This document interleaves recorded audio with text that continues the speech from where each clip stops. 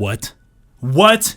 Are you kidding me? But what happened? Is it a dream or not? It doesn't matter. That's the point. Yes, it does.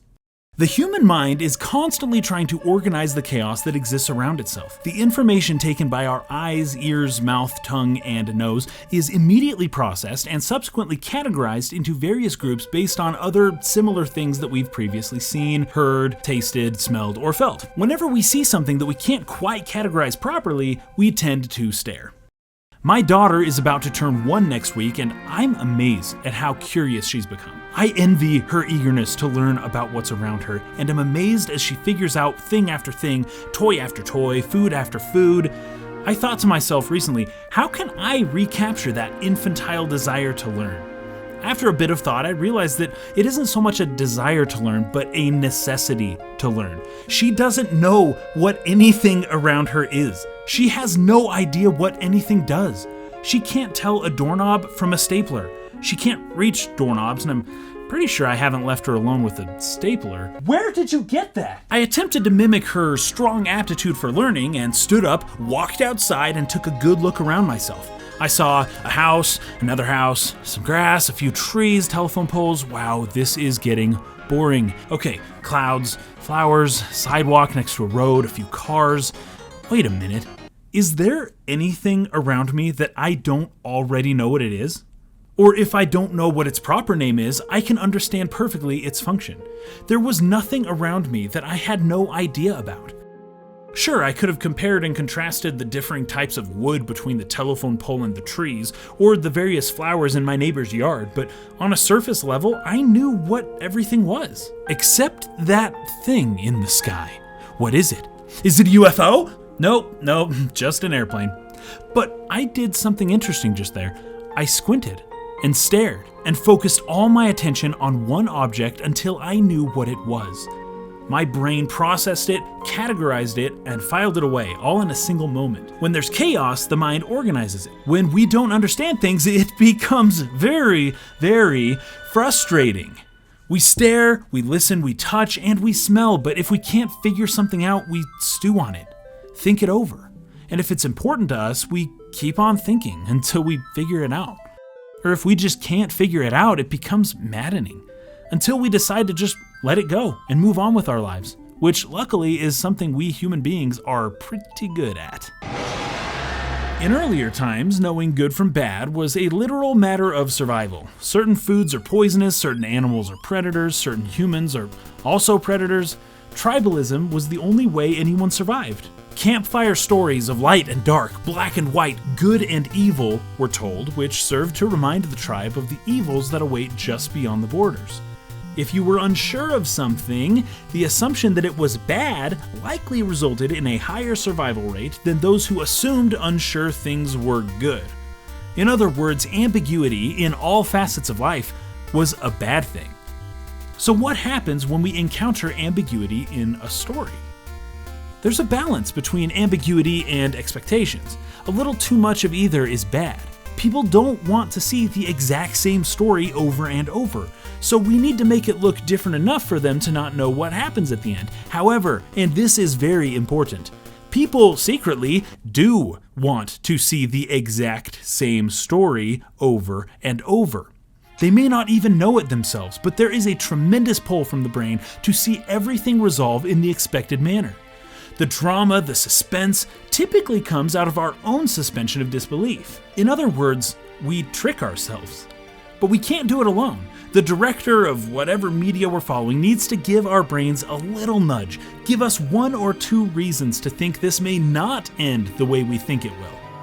It really doesn't take much. I remember at the height of Twilight, people were wondering if in the end what's-her-name will end up with that one guy or that other Joker. And I didn't read the books or see the movies, but even I knew it was going to be that one dude. Yet still, people organized into little camps with one being for Team Enrique and the other for Team John. I can't remember their names, but that's not what's important. Even the slightest hint that things may not turn out the way we expect them to from the beginning, and the brain can take that and run with it, allowing your teenage self to enjoy a film while pretending that you don't know how it's going to end. Here's a good rule from William Goldman. The key to all story endings is to give the audience what it wants, but not in the way it expects. The ring gets destroyed, but not because Frodo dropped it into the fire. That one took a little more luck. And eagles. Speaking of, why didn't the eagles just... Anyways, Star Wars The Last Jedi, as another example, gave us all the ending we expected, but not the way we expected. Really, not at all the way that we thought it should have gone. Okay, maybe we won't talk about Star Wars for now. For Inception, we did get the ending we wanted, but did we get it in the way we wanted? Well, I don't know, because the film never showed. The answer is no. A story can have lots of ambiguity, but the ending, Christopher Nolan, is very important. An ambiguous ending is like an unresolved chord on a piano. It feels like something went wrong. We wait, hoping to hear that last resolving chord, and if it never comes, it's unsettling. It's almost like chaos slowly begins seeping up through the gaps in our mind. Suddenly, the world isn't what we thought it was. We want to replay the song in our minds, adding that resolving chord so that we can finally move on with our lives. But suddenly, something else interesting happens. We realize that we just experienced something new. Maybe chords don't have to resolve. Maybe a little chaos in the world can offer a new perspective. Maybe we don't need to see if the dreidel tips. No, we still need to know. But for something like No Country for Old Men, now that one got me. In the end, we're left wondering what exactly happened and how it all happened, but somehow everything still seems like it fits. It's rare for a story to succeed like that, and most fail horribly. But when it works, it's like a revelation. It gives us a reason to do things differently, to think differently, to alter our typical approach to the world. We'll have to fight ourselves a bit. Our natural urges are to simply view black and white, copy and paste stories that humans have told and heard for tens of thousands of years. But how refreshing is it when a story comes along and challenges us, makes us think? The Final Fantasy games of the Golden Age made their marks on the world in part by offering us ambiguous endings that were strangely still satisfying. We didn't just rescue the princess and slay dragons.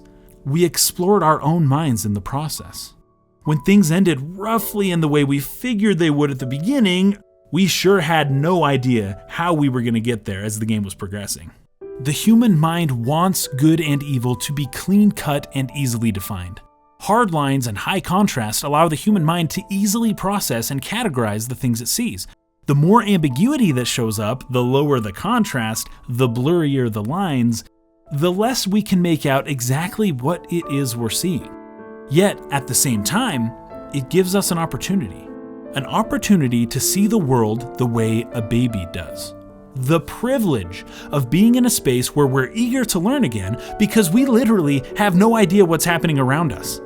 It opens our minds and expands our horizons. The brain's innate desire to exist in a perfectly organized world can be used against it as we thrust ourselves into new experiences that greatly differ from what we're used to. Games have a unique ability to do this, as they offer an immersion not found in other mediums. Games like Shadow of the Colossus, Limbo, Journey, and Metal Gear Solid 2 give us a chance to reflect on the different ways things can turn out. Life isn't organized. Life is chaos. Our brain is just really good at presenting the world in a simple way that we can handle. But as we learn and grow, stories with new endings, they represent new possibilities. They may not resonate perfectly with our evolved desire to be fed clean-cut tales of courage, romance, and survival, but they serve their own purpose in pushing us beyond our imaginary boundaries, into a world where the ending is yet to be determined, and nothing is set in stone.